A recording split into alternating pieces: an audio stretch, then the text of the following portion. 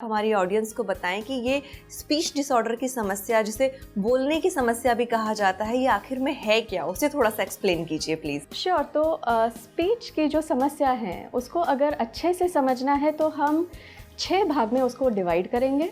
Okay, सो पहला जो भाग है उसको हम बोलते हैं आर्टिकुलेशन, यानी उच्चारण की अगर तकलीफ़ होगी तो यहाँ पे पेशेंट की हम जांच करते हैं कि वो कौन से अक्षर बराबर से बोल पाते हैं, नहीं बोल पाते हैं, किस वजह से उनको ये तकलीफ़ें होती है, क्या समस्या है।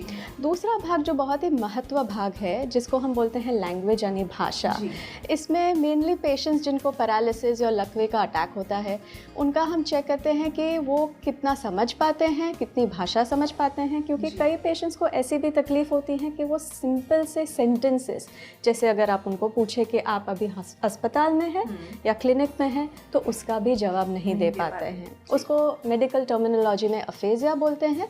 तो ये चीज़ की हम जांच करते हैं, और उसके साथ जो एक्सप्रेसिव लैंग्वेज है, यानी पेशेंट कितना बोल पाता है, पूरे वाक्य में बोल पाता है, शब्द में बोल पाता है, अपनी बात समझा सकता है कि नहीं, उसकी जांच करते हैं।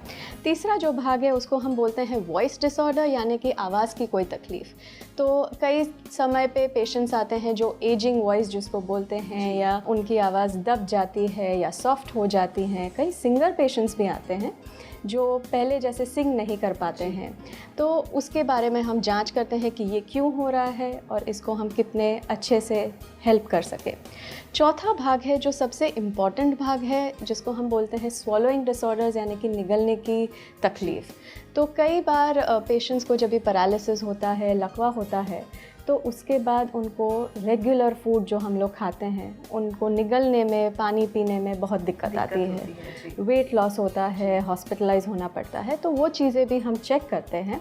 और पांचवा जो हिस्सा है जो सीनियर सिटीज़न ग्रुप में काफ़ी कम दिखाई देता है, पर उसको हम बोलते हैं कि फ्लुएंसी डिसऑर्डर, यानी कभी बार पेशेंट्स को कुछ न्यूरोलॉजिकल इम्पेयरमेंट होते हैं तो वो हकलाने लगते हैं, उनका स्पीड या उनका प्रवाह कम हो जाता है। तो ये 5 या 6 चीज़ें हैं जो ये ग्रुप में मेनली हम चेक करते हैं, और ये सब मिलके आप बता सकते हो कि कोई स्पीच, लैंग्वेज या कम्युनिकेशन की डिफ़िकल्टी है। यस।